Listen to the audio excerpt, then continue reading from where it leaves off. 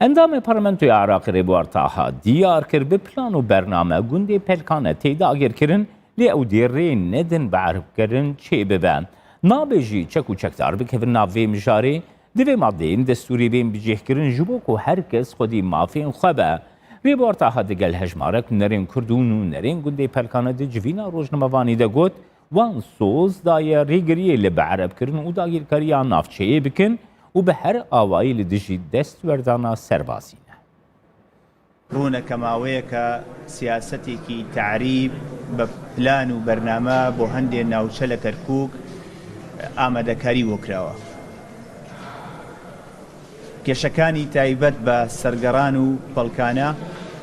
تایبت با زویزار کشتوکالکان و هنده ملک که رسانتکی یعنی اصلکی اگرتو بو کرد و كدانشتواني رسني أو منطقين نامان زۆر بچینە ناو وردەکاری و تەفاسیلات ئێمە کۆبوونەوەکانمان لەگەڵ نوێنەرانی ئەو منطقەیە ئەوە بوو کە پەیامێک لەگەڵ ئەوانە قسەی تێدا بکەین و بۆ ئیعلامی عێراقی و کوردستانیش بڵاوی بکەینەوە کە هەندێک خاڵ هەیە کە پێویستە بۆ ڕای گشتی ڕوونیکەینەوە هەمومان نەزانین ئەمە تعریبە و هەمووشمان نەزانین ئەمە پیلانە و دەستی ناوخۆیی تێدایە و بەداخشەوە هەندێک هاریکاری و هاوکاریش لە بەغداوە بۆ ئەم تعریبە هەیە و هەندێک لە دام و دەستگاکانی دەوڵەتیش کارئاسانی بۆ کردوون یەکەم ئێمە ڕەفزی هەموو تەدەخولاتێکی عەسکەریەکەین لەو منطقەیە و ئومێدەوارین لایەنی عەسکەری تەدەخول لەم کێشەیە نەکا و نەبێتە تەڕەف و پێشتر ئاگاداریانمان کردوون و ئەمڕۆکەش لە ڕێی ڕاگەیاندنەکان ئاماژە بۆوا بکەین کە ئومێدەوارین لایەنی عەسکەری نەبێتە تەڕەف لەم کێشەیە و خاڵی دووەم کار بە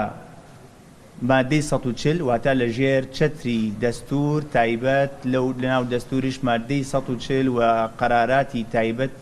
لە لیژنەی مادەی 140 کە بۆ کۆی گشتی ئەم کێشە و نیزاعاتانە هەیە تعاملی پێ بکرێت ئەم دوو خاڵە لای ئێمە گرنگە عەسکەر تەدەخول نەکات و کاریش بە قەراراتی لیژنەی مادەی 140 بکرێت بۆ یەکلاکردنەوەی ئەم کێشانە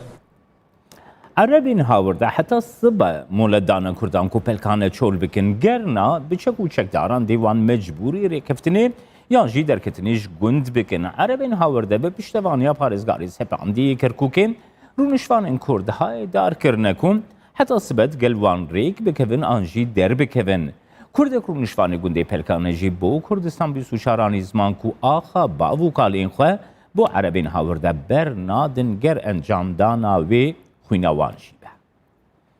سبەینێ دوایین مۆڵەتەکە لە دوسێ ڕۆژ لەوە پێش تایدی عەمەلیاتی کەرکووک کاتەوێن دەرێکە ئینجارێ مەسیجێکی بۆ ئەمە جێهێشت وتیان خۆتان بڕۆن لەگەڵ یان ڕێککەونە تا دوو ڕۆژی دووشەمە خەبەرمان بدەنەوە ئەگەر بوون و بەنەبوون خەبەرمان بدەنەوە ڕۆژی دووشەمە ئەگەر نا من بەهێز ئەو عەرەبانە دەجێڕمەوە ناو خانووەکانی گوندەکە کە پێی دەڵێ خانووەکان بەتاڵە برادران من بە ئێستا لێرە بۆ ئێوەی ڕوونکەمەوە خانوو بەتاڵ نییە بەتاڵیەکە دەزانی لە چی ڕوویدا تەبعەن لە دوای پرۆسەی ئازادی عێراق 2003-2004 پەڵکانە 135 ماڵ بووە دوایە لە دوای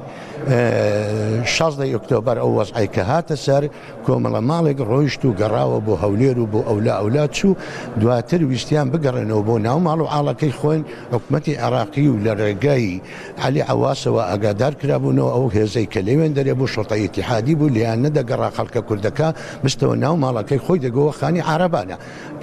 کێشەکە لێرەدا ڕوویدا ئەو خانیانە بە چۆڵی ماوە. وەزیرە ناوخۆیی عێراق سەردانا شنگالێ کرد